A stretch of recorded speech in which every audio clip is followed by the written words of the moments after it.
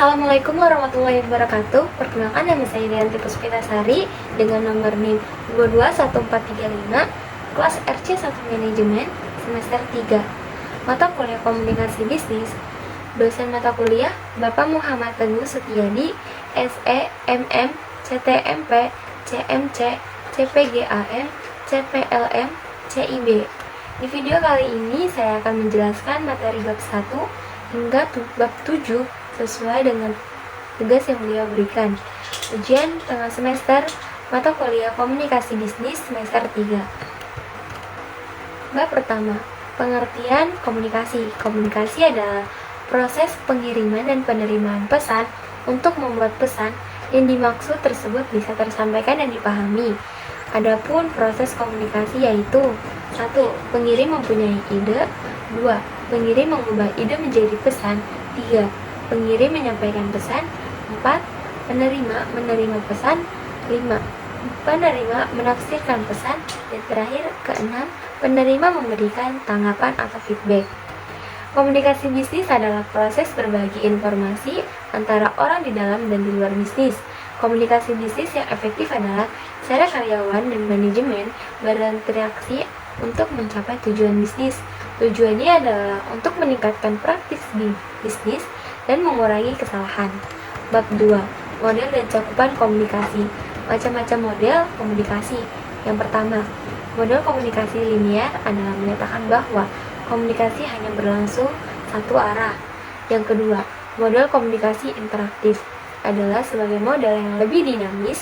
Model komunikasi interaktif mengacu pada komunikasi dua arah dengan umpan balik. Yang ketiga, model komunikasi transaksional adalah sebagai suatu transaksi yang berarti bahwa komunikasi adalah proses kooperatif di mana komunitor ikut menciptakan proses komunikasi sehingga mempengaruhi hasil efektivitasnya.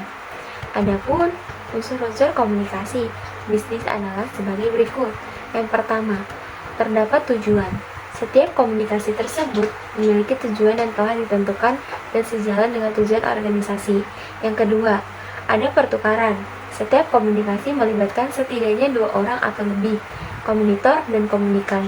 Yang ketiga, berisi informasi, gagasan, opini, instruksi. Ini adalah isi dari pesan yang terdapat dalam komunikasi di mana bentuknya bisa beragam tergantung situasi, kondisi, dan tujuannya. Yang keempat, memanfaatkan saluran personal atau impersonal. Setiap komunikasi dapat dilakukan dengan bertatap muka, memanfaatkan media khusus atau media massa jika ingin menjangkau banyak. Yang kelima, memakai simbol atau sinyal. Maksudnya adalah metode atau alat yang digunakan untuk berkomunikasi sehingga dapat dimengerti oleh penerima pesan. Yang keenam, pencapaian target atau tujuan organisasi, di mana tujuan tersebut telah ditetapkan sebelumnya oleh manajemen. Bentuk-bentuk komunikasi. Komunikasi bisa terjadi dalam bentuk personal atau kelompok. Berikut adalah bentuk-bentuk komunikasi yaitu 1. Komunikasi intrapersonal. Komunikasi intrapersonal adalah komunikasi pada diri seorang dalam proses ia menerima stimulus dari lingkungannya yang diterima oleh panca inderanya. Yang kedua, komunikasi interpersonal. Komunikasi interpersonal disebut juga komunikasi antar pribadi. Komunikasi interpersonal merupakan pertukaran pesan yang dilakukan oleh dua orang atau lebih secara kontak langsung dalam bentuk percakapan. Yang ketiga, komunikasi kelompok. Komunikasi kelompok adalah komunikasi yang dilakukan minimal 3 orang atau lebih yang bertujuan untuk memberi informasi serta melakukan pemecahan masalah. Yang keempat, komunikasi organisasi. Komunikasi organisasi merupakan komunikasi antar manusia yang terjadi dalam sebuah organisasi, bisa berlangsung secara formal ataupun non-formal yang diikat oleh sebuah sistem. Yang kelima, komunikasi massa. Komunikasi massa merupakan proses komunikasi di mana suatu organisasi media membuat dan menyebarkan pesan kepada khalayak secara luas. Bab 3. Tujuan komunikasi bisnis. Tujuan komunikasi untuk mengubah sikap, pendapat, perilaku, dan sosial. Komunikasi dapat merubah sikap, pendapat, perilaku seseorang, hingga sosial masyarakat seseorang sesuai dengan informasi yang disampaikan oleh pemberi informasi. Sehingga pada hakikatnya komunikasi bertujuan untuk menyampaikan suatu informasi yang dapat dimengerti oleh orang lain. Informasi tersebut kemudian diharapkan menghasilkan umpan balik berupa perubahan positif dari si penerima informasi. Umpan balik di dalam komunikasi. Umpan balik atau feedback dalam komunikasi adalah bentuk respon atau jawaban atas pesan yang dikirimkan komunitor kepada komunikan. Kesalahpahaman dalam komunikasi. Kesalahpahaman merupakan suatu hal yang sering terjadi dalam berkomunikasi yang disebabkan oleh beberapa faktor penghambat komunikasi antara pengirim dan penerima pesan. Faktor-faktor penghambat komunikasi tersebut dapat dijelaskan sebagai berikut. 1. Masalah dalam mengembangkan pesan. 2. Masalah dalam menyampaikan pesan. Yang ketiga, masalah dalam menerima pesan. Yang keempat, masalah dalam menafsirkan pesan. Yang kelima, memperbaiki komunikasi dalam organisasi. Berikut adalah beberapa cara untuk memperbaiki komunikasi dalam organisasi. Yang pertama, tetap terbuka dan transparan. Organisasi harus tetap terbuka dan transparan dalam komunikasi mereka. Karyawan harus merasa nyaman untuk mengajukan pertanyaan dan memberikan masukan tanpa takut diabaikan atau dihakimi. Dalam hal ini, penting untuk memastikan bahwa seluruh karyawan memiliki akses ke informasi yang mereka butuhkan untuk melakukan tugas mereka. Yang kedua, buat lingkungan yang mendukung komunikasi. Organisasi harus menciptakan lingkungan yang mendukung komunikasi yang efektif. Ini bisa dilakukan dengan membuat ruang terbuka atau transparan seperti ruang rapat yang terbuka atau kantor dengan dinding kaca yang memungkinkan karyawan melihat satu sama lain. Selain itu, organisasi dapat mendorong karyawan untuk berbicara satu sama lain secara teratur, baik secara langsung atau melalui media sosial dan aplikasi obrolan. Yang ketiga, gunakan teknologi untuk meningkatkan komunikasi. Organisasi harus memanfaatkan teknologi untuk menciptakan komunikasi antara karyawan. Dalam era digital, ada banyak aplikasi dan perangkat lunak yang dapat digunakan untuk berkomunikasi secara online, seperti email, obrolan, dan video konferensi. Pilihan teknologi tergantung pada jenis organisasi dan karyawan yang bekerja di dalamnya, sehingga organisasi harus memilih teknologi yang sesuai dengan kebutuhan mereka. Yang keempat, tingkatkan kemampuan komunikasi karyawan. Organisasi harus memberikan pelatihan untuk meningkatkan kemampuan komunikasi karyawan. Ini dapat mencakup pelatihan untuk berbicara dengan jelas dan terorganisir, menuju email yang efektif, dan mengatasi konflik. Dalam hal ini, organisasi dapat mengadakan seminar atau lokakarya, atau bahkan menawarkan pelatihan online untuk memberikan akses bagi karyawan. Bab 4. Komunikasi dalam organisasi. Pengertian komunikasi dalam organisasi merupakan sebuah proses yang terjadi dalam suatu organisasi berupa penyampaian, penerimaan, serta pertukaran informasi dan pesan yang dilakukan untuk mencapai suatu tujuan tertentu yang sudah ditetapkan oleh bersama anggota serta pemimpin organisasi. Pola komunikasi bisnis. Pola komunikasi bisnis adalah suatu gambaran, struktur, atau bentuk dari proses komunikasi bisnis antara dua orang atau lebih yang didasarkan pada teori-teori komunikasi sehingga muncul feedback atau timbal balik dari proses komunikasi yang dilakukan guna memudahkan pemikiran secara sistematis dan logis di dalam lingkungan bisnis. Mengelola komunikasi bisnis. Pertama, memahami siapa target penerima pesan. 2. Tahu siapa orang yang akan dengan mudah menerima pesan yang disampaikan. 3. Menentukan jumlah penerima pesan. 4. Mengukur tingkat pemahaman penerima pesan dengan isi informasi yang diberikan. 5. Memperkirakan reaksi apa yang akan ditunjukkan oleh penerima pesan. 6. Mencari tahu seberapa besar penerima pesan membutuhkan informasi kita. Masalah komunikasi bisnis. Tips untuk mengatasi masalah komunikasi bisnis. 1. mendengarkan dengan aktif. Praktek mendengarkan dengan aktif adalah kunci dalam membangun komunikasi yang efektif. Dengan memberikan perhatian penuh kepada pembicara, kita dapat memahami pesan yang disampaikan dengan baik dan menghindari kesalahpahaman. Yang kedua, jelas dalam menyampaikan pesan. Pastikan pesan yang ingin disampaikan jelas dan terstruktur dengan baik. Gunakan kalimat jelas dan sederhana dan hindari pengguna kalimat ganda yang membingungkan.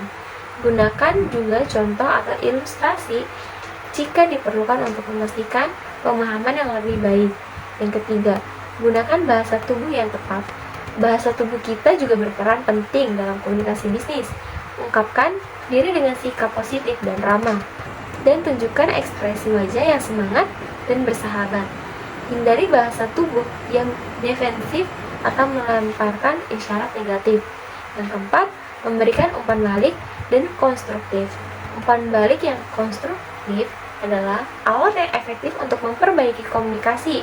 Berikan umpan balik yang jelas, jujur, dan spesifik agar penerima umpan balik dapat memahami dengan benar apa yang perlu diperbaiki dan dimengerti.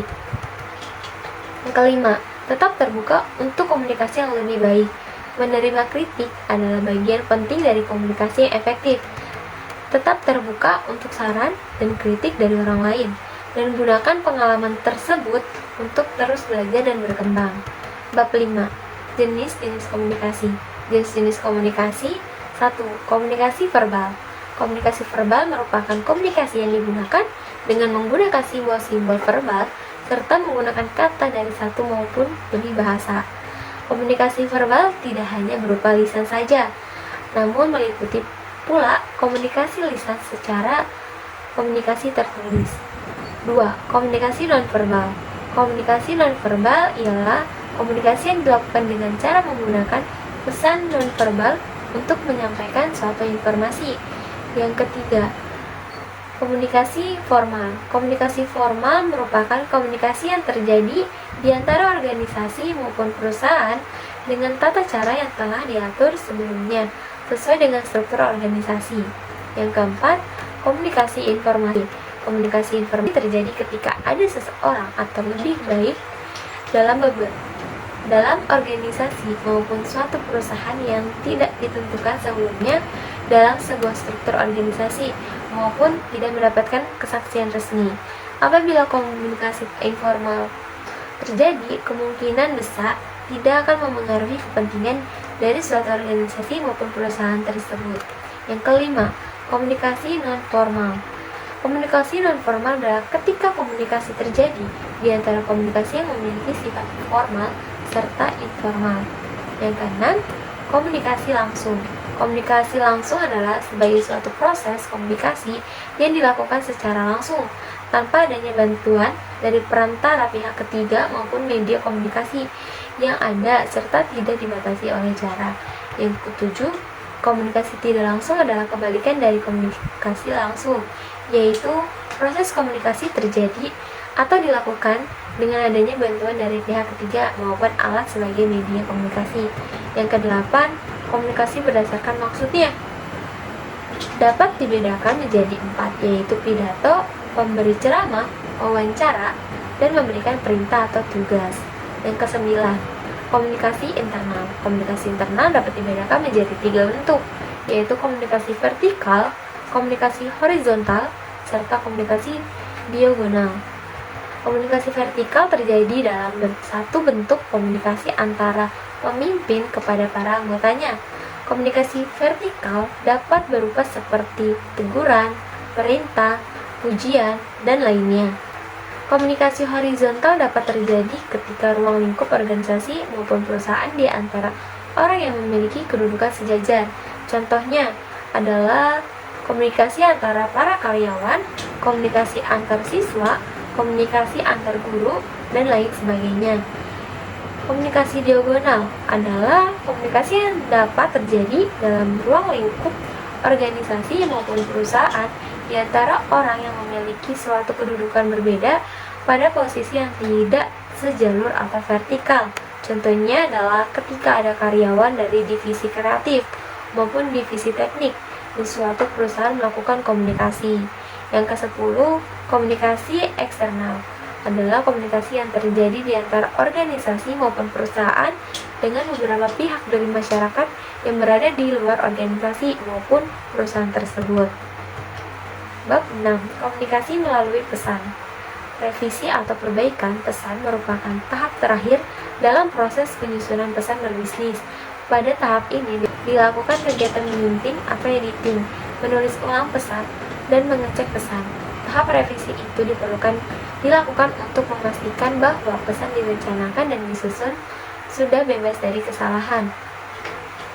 Revisi sangat diperlukan agar pesan bisnis yang telah direncanakan dan dibuat dapat sesuai dengan yang dikehendakinya. Revisi ini berlaku terhadap seluruh komunikasi menulis maupun untuk komunikasi berbicara, terutama memerlukan persiapan tertulis seperti presentasi. A. Menyunting pesan atau editing. Setelah naskah pertama selesai, kebanyakan orang menganggap pekerjaan menyusun pesan telah selesai dan mulai beralih ke pekerjaan lainnya. Menyusun pesan bisnis memerlukan proses yang dilakukan dengan hati-hati. Draft pesan yang telah selesai harus disetting ulang atau direview, diperbaiki lagi, baik dari sudut isi maupun gaya bahasa yang digunakan organisasi serta format penulisannya. 1. Revisi isi organisasi, gaya penulisan, dan format. Idealnya naskah pertama dibiarkan selama beberapa saat sebelum memulai proses penyuntingan.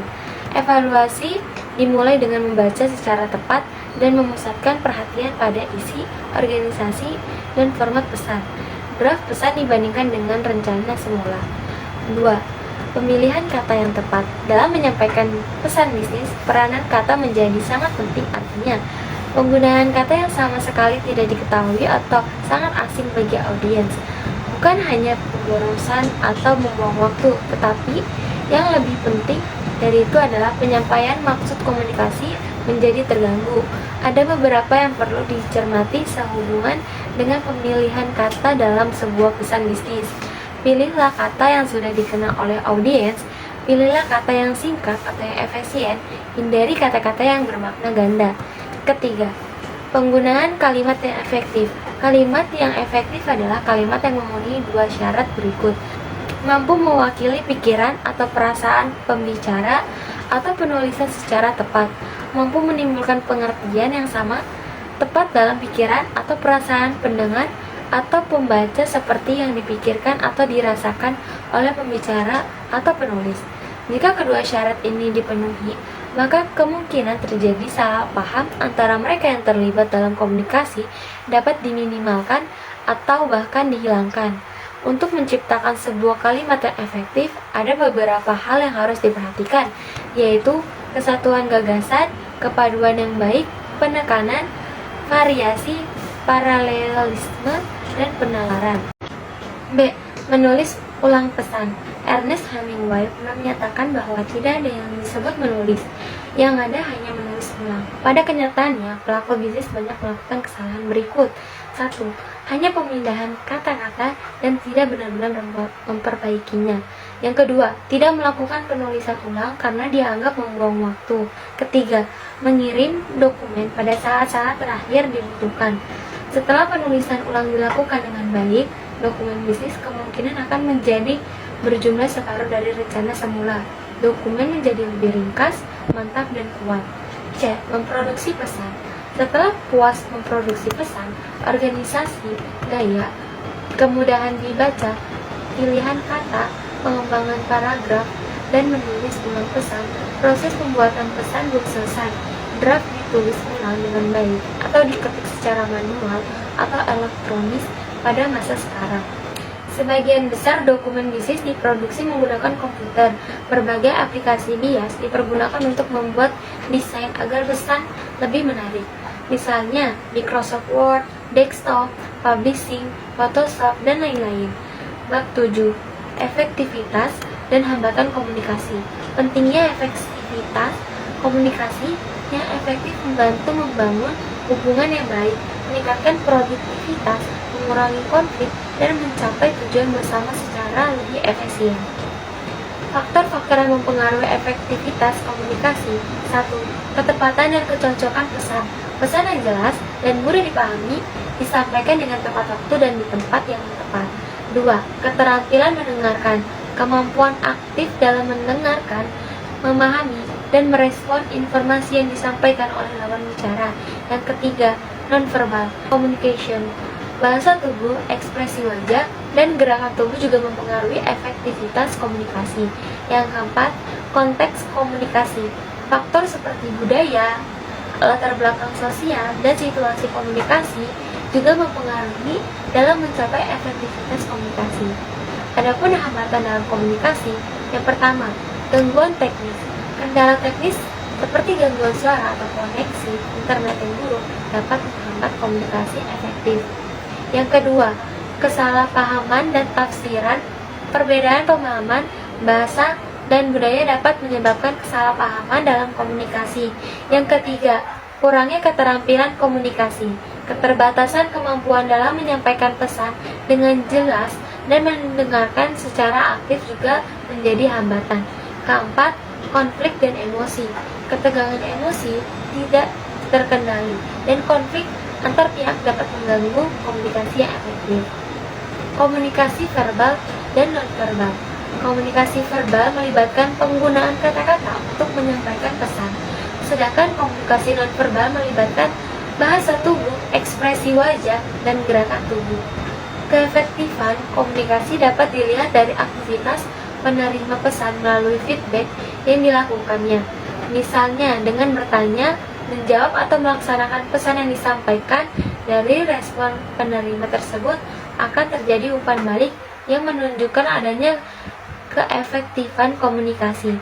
Kegagalan komunikasi bisa terjadi karena adanya gangguan atau noise yang dapat menghambat kelancaran proses komunikasi yang terjadi pada saluran atau channel yang dapat menghambat penyampaian pesan. Akibat gangguan atau noise memungkinkan penerima pesan tidak memahami atau tidak dapat menerima sama sekali pesan yang disampaikan. Contoh noise atau gangguan yang muncul dari sistem transmisi atau saluran, diantaranya suara tidak jelas dari perantara seperti aplikasi Zoom Meeting yang menguras kuota serta jaringan yang kuat yang dapat mengganggu sistem pendengaran, screen yang tampak di layar kurang jelas, serta lama terpaparkan pengaruh jaringan, cahaya, dan lain sebagainya sehingga penerima pesan sulit memahaminya. Sekian dari video saya, penjelasan tentang materi bab 1 hingga bab 7. Kurang lebihnya mohon maaf. Wassalamualaikum warahmatullahi wabarakatuh. Bye-bye.